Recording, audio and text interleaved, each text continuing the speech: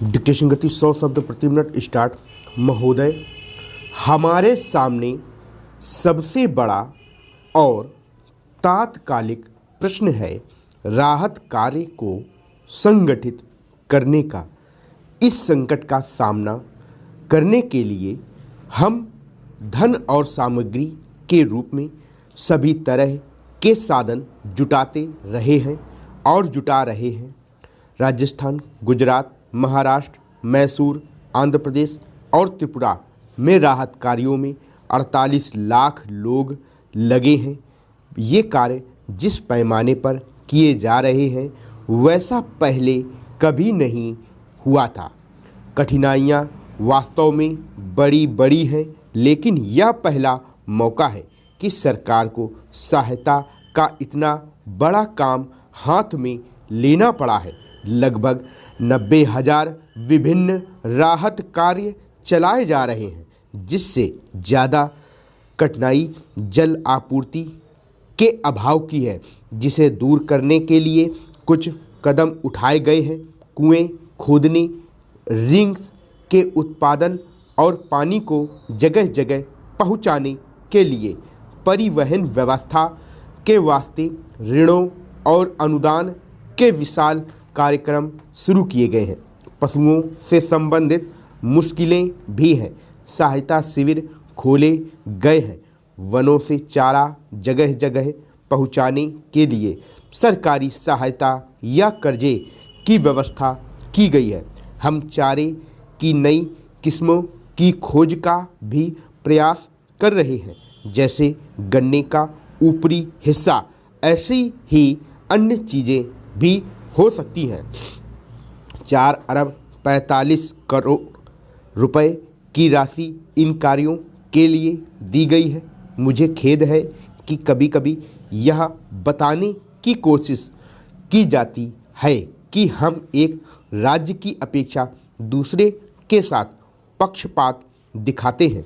हमें सभी हिस्सों की कठिनाइयों पर चिंता है, चाहे वे भारत के किसी भी भाग में क्यों ना हो, और हम सच्चाई से यह कोशिश करते हैं कि उपलब्ध साधनों के आधार पर सभी को समान रूप से सहायता मिले।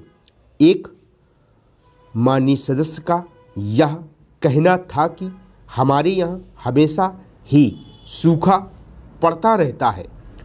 मुझे कहने की अनुमति दें। इस प्रकार के आम वक्तव्य स्थिति को बढ़ा चढ़ाकर और अति सरलीकरण के साथ पेश किए जाते हैं, जबकि हमारे सामने बहुत गंभीर प्रश्न उपस्थित है। इस साल का सूखा कोई सामान्य सूखा नहीं है। यह बहुत असाधारण सूखा है। इससे कितने देश प्रभावित हुए हैं, यह बात इस तथ्य से स्पष्ट हो जाती है कि जो देश आमतौर पर अनाज का आयात नहीं किया करते थे, उन्होंने भी इस वर्ष बड़ी मात्रा में अनाज का आयात किया है। वस्तुतः इस तथ्य की ओर संयुक्त राष्ट्र संघ की किसी संस्था ने ध्यान नहीं दिया, और वह विश्वव्यापी आधार पर साधन तथा धन जुटा रही है, जिससे सूखाग्रस्त देशों की सहायता की जा सके। उसने हमसे भी इसके लिए संपर्क किया है।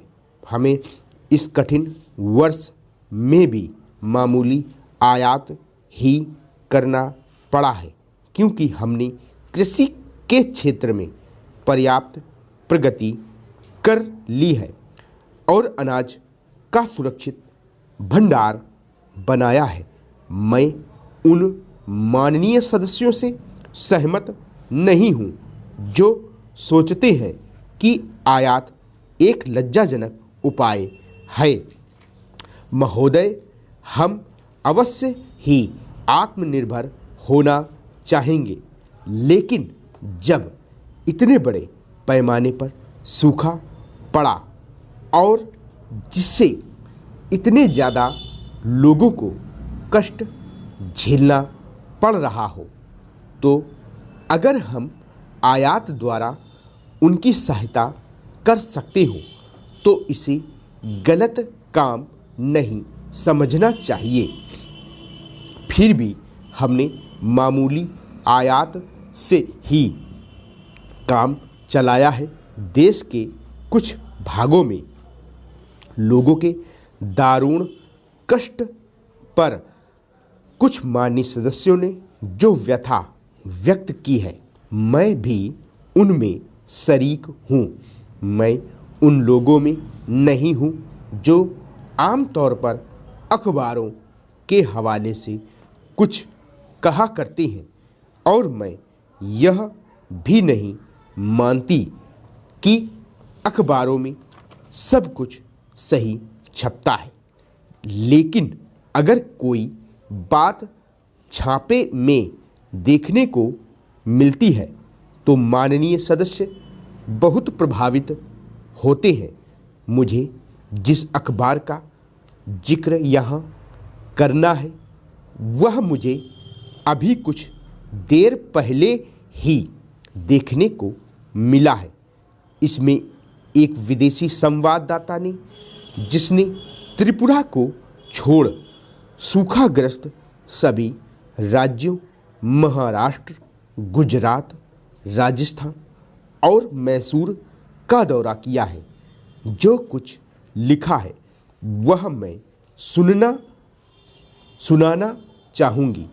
मैंने देखा कि अधिकांश भारतीय कृषि क्षेत्र वर्षा की कमी का सामना करने के लिए पहले की अपेक्षा कहीं अधिक समर्थ हैं। हरित क्रांति असफल नहीं हुई है। प्रधानमंत्री इंदिरा गांधी ने जब पिछले साल गर्व के साथ कहा था कि भारत अनाज के मामले में आत्मनिर्भर हो गया है, तो वह लगभग सही बात कह रही थी। जैसा कि मैंने कहा, हमारी अर्थव्यवस्था ऐसी परिस्थितियों का सामना करने में सक्षम है। इस साल हुआ यह है कि मुख्य रूप से वर्षा सिंचित प्रदेशों में मोटे अनाज के उत्पादन पर प्रभाव पड़ा है। हमारी विकास गतिविधियों के कारण गेहूं की पैदावार वर्ष प्रति वर्ष बढ़ती रही है। जिन इलाकों में अक्सर सूखा पड़ता है, उनके लिए अलग से उपाय करने की ज़रूरत है। जैसा कि सदन को मालूम है, एक विशेष दल इन दिनों ऐसे क्षेत्रों के विकास के लिए कार्यप्रणाली को अंतिम रूप दे रहा है जो समग्र विकास के अंग के रूप में कार्यान्वित होंगी। हमारी चिंता का एक और विषय है खाद्यान्न की कीमतों में वृद्धि की समस्या। कृषि उत्पादन में हुई कमी की स्थिति का अनुचित फायदा उठाया गया है और प्रत्येक प्रयास को विफलता का सूचक बताते हुए शुरू से ही अभाव की मानसिकता को बढ़ावा दिया गया है, जिसके कारण विभिन्न स्तरों पर जमाखोरी तथा सट्टेबाजी की प्रवृत्ति पनपी है।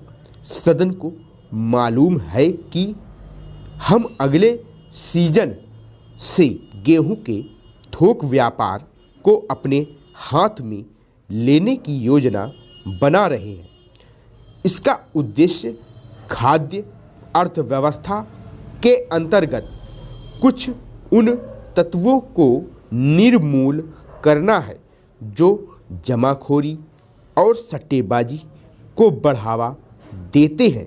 मैं जानती हूँ कि यह आज के ढांचे में किया जाने वाला एक बड़ा परिवर्तन है, जिसका निहित स्वार्थ वाले लोग विरोध करेंगे और उनकी ओर से इसे विफल करने की सभी कोशिशें की जाएंगी। स्टॉप।